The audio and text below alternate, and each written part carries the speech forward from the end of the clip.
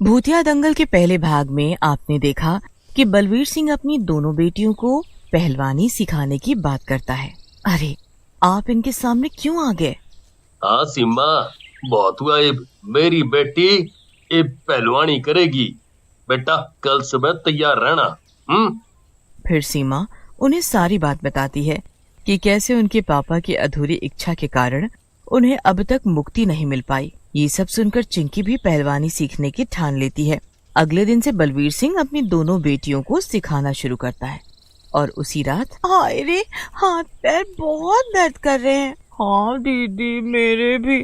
आपके चक्कर में तो मैं भी फोकट में फंस गई। हाय रे। अरे, तो तुझे किसने बोला था कि तू भी सीख? मैं तो कल पापा को मना ही कर दूं सोच रही हूँ। अगले दिन सब लोग खाना खा रहे होते हैं।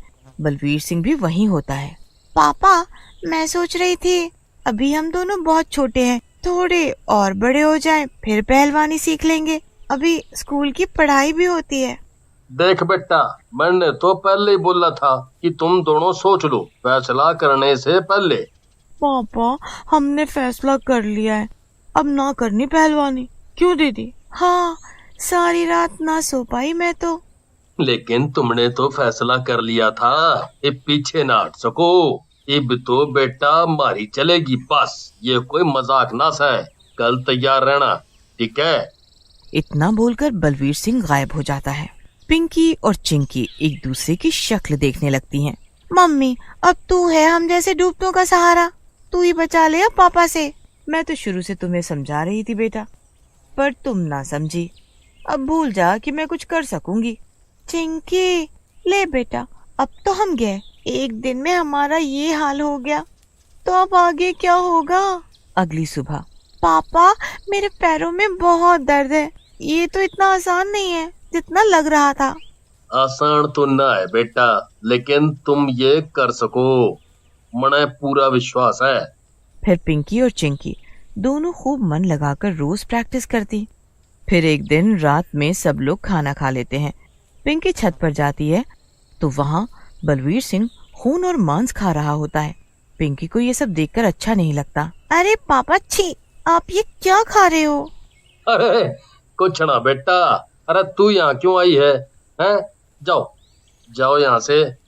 नहीं, पहले बताओ आप ये क्या खा रहे हो? आपको ये इंसानी मांस नहीं खाना चाहिए। किसी की जान लेना गलत है। हाँ बेटा, लेकिन मैं कर भी के सकूं? जिस योनी का हूँ मैं, मने तो पेट भर नहीं है। नहीं, आज के बाद आप ये सब नहीं खाओगे। पिंकी बलवीर को नीचे ले जाती है और बहुत ही स्वादिष्ट खाना बना कर देती है, जिसे खाकर बलवीर को मजा आ जाता है। अरे वाह बेटी, ये तो बहुत बढ़िया था। आज से मैं यही खाना खाऊंगा तुम्हारे साथ। हाँ? बलवीर सिंह खाना खा के सोने जाता है। अगले दिन सब एक साथ खाना खाने बैठते हैं। पिंकी बलवीर को मुर्गा और मछली की सब्जी बनाकर देती है, जिसे देखकर बलवीर खुश हो जाता है। इतने में सीमा वहाँ आ जाती है। ना जी, ये घर में ना बना है, पिंकी आपके लिए बाजार से लेकर आई है। मैंने कहा घर में ये सब ना बनेगा। अरे लेकिन तेरी बेटियां कमजोर पहलवान बनेंगी फिर। मैं वो कुछ नहीं जानती, मेरी रसोई में ये सब ना बनेगा। ठीक है, तेरी रसोई में ना बनाएंगे बस। फिर बलवीर सिंह सब्जी बनाने का सारा सामान लाता है और छत पर पिंकी और चिंकी खाना बनाने में उसकी मदद करती है। फिर सब खाना खाकर सो जाते हैं। अगले दिन पिंकी को लेकर बलवीर एक दंगल में जाता है। वहाँ पिंकी को खेलने नहीं देते। अरे तुम एक लड़की हो, तुम यहाँ लड़कों के साथ नहीं लड़ सकती हो, जाओ यहाँ से। इतने में बलवीर भूतिया रूप में वहाँ आ जाता है। के बोला भाई? हाँ, ये ना लड़ सके? क्यों भाई, तो फिर तू मुझसे लड़ेगा? फिर पिंकी दंगल लड़ती है और जीत जाती है। सब लोग जो पिंकी का मजाक बनाते थे, वो सब उसकी तारीफ करने लगे थे। देखते ही देखते पिंकी बड़ी हो जाती है और अपने गांव के लिए गोल्ड मेडल जीतती है। बेटा, अब हमें आगे की तैयारी करनी है और अब बाहर के कई देशों के चैंपियंस के साथ में तेरा मुकाबला होगा। अब तू और मेहनत कर बेटा और देश के लिए जीत। हाँ पापा, आप चिंता ना करो, मैं पूरी कोशिश करूंगी। फिर बलवीर सिंह पिंकी को एक अकादमी में छोड़कर आता है। जहाँ उसे आगे की ट्रेनिंग मिल सके। लेकिन वहाँ का ट्रेनर बहुत ही बुरा होता है। वो किसी पर भी इतना ध्यान नहीं देता। पिंकी भी खेलने में कमजोर होती जा रही थी और उसके बाद जितने भी दंगल लड़ती उसमें हारती जा रही थी। एक दिन पिंकी अपने घर पे फोन करती है। पापा, ये सर तो बहुत बुरे हैं, मुझे कुछ नहीं समझ आ रहा, ऐसे तो मैं हार जाऊंगी। अरे नहीं, भूत भूत, भागो भागो। अरे डरो नहीं, ये मेरे पापा हैं, ये मुझे सिखाने आए हैं। चाहो तो तुम भी इनसे फाइटिंग सीख सकती हो। अरे पागल हो गई हो क्या?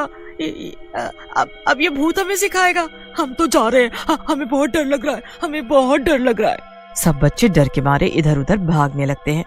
भागो भागो, अपनी अपनी जान बचाकर भागो, भूत भूत। शोर सुनकर वहाँ के सीनियर आ जाते हैं। अरे ये सब क्या हो रहा है? भूत भूत। सर, ये मेरे पापा हैं, बलवीर सिंह। आपने इनका नाम सुना होगा, इन्होंने नेशनल में गोल्ड मेडल जीता था। अरे हाँ, ये वही बलबीर सिंह जी हैं। मैंने न्यूज में देखा था बहुत सालों पहले। लेकिन ये यहाँ क्यों आए हैं? पिंकी, सब डर रहे हैं, इनको यहाँ से जाने को कहो। सर, मैं सिर्फ अपनी बेटी को सिखाने दो, मैं यहाँ किसी को कोई नुकसान नहीं पहुँचाऊंगा। मेरी बेटी बहुत अच्छा खेलती है, अगर इसे अच्छे से ट्रेनिंग मिली तो ये इंटरनेशनल गोल्ड मेडल ला सके है, मैं पूरी गारंटी लेता हूँ। अब ठीक है, लेकिन तुम और बच्चों को यहाँ नहीं दिखने चाहिए, नहीं तो सब ऐसे ही डरते रहेंगे। फिर अगले दिन से बलवीर उसी के एकेडमी के मैदान में पिंकी को सिखाना शुरू करता है। बस वो पिंकी को ही दिखता था और किसी को नहीं। कुछ महीनों की ट्रेनिंग के बाद पिंकी पूरी तरह से दंगल लड़ने को तैयार थी। पूरी अकादमी में उसके जैसा कोई नहीं खेलता था। फाइनल फाइट का दिन होता है। सब फाइट पिंकी जीत जाती है और फाइनल्स में पहुंच जाती है। दूसरी तरफ, अरे मोनिका, ये लड़की तो बहुत फास्ट है, अब तक कोई भी फाइट नहीं हारी, लगता है तुम इस बार हार जाओगी। जूली, तुम चिंता मत करो, हर बार मैं अपने देश के लिए गोल्ड लाती हूँ, इस बार भी मैं ही जीतूंगी। मैं बाहर के देश में जरूर पली बढ़ी हूँ, लेकिन इन भारतीयों की हर कमी को जानती हूँ। सुना है इस लड़की पिंकी के पापा भूत हैं। ये यहाँ तक कैसे पहुँची है सब जानती हूँ, लेकिन ना आज इसके पापा होंगे और ना ये जीत पाएगी। इतना बोलकर मोनिका चली जाती है। फाइनल फाइटिंग का दिन होता है। पिंकी और चिंकी भी वहाँ पहुँचती है। दंगल शुरू होता है, लेकिन बलवीर सिंह का कुछ अता पता नहीं होता। पिंकी बार बार खेलते हुए बलवीर सिंह को ही ढूंढ रही होती है और लगातार हारती जाती है। थोड़ी देर के लिए बीच में ब्रेक होता है। अरे दीदी, आपको क्या हो गया है? आज आप हार क्यों रही हो? चिंकी, पापा कहाँ है? उन्हें बुलाओ, नहीं तो मैं हार जाऊंगी। मतलब दीदी, पापा क्या आपको अब तक अपनी भूतिया शक्तियों से जिताते थे? क्या आप में कोई काबिलियत नहीं है? पिंकी चुप हो जाती है और आगे खेल शुरू हो जाता है। वहीं दूसरी ओर बलवीर सिंह को एक साधु बाबा ने कैद कर लिया था। दूसरी तरफ, पता नहीं पापा कहाँ है, लेकिन कुछ भी हो जाए मुझे आज जीतना ही है। पापा ने मुझे अच्छे से सिखाया है, मैं हार नहीं सकती। फिर पिंकी पूरी मेहनत से लड़ती है और आखिर में जीत जाती है। सब लोग पिंकी के लिए तालियां बजाने लगते हैं। वाह दीदी, आप जीत गई।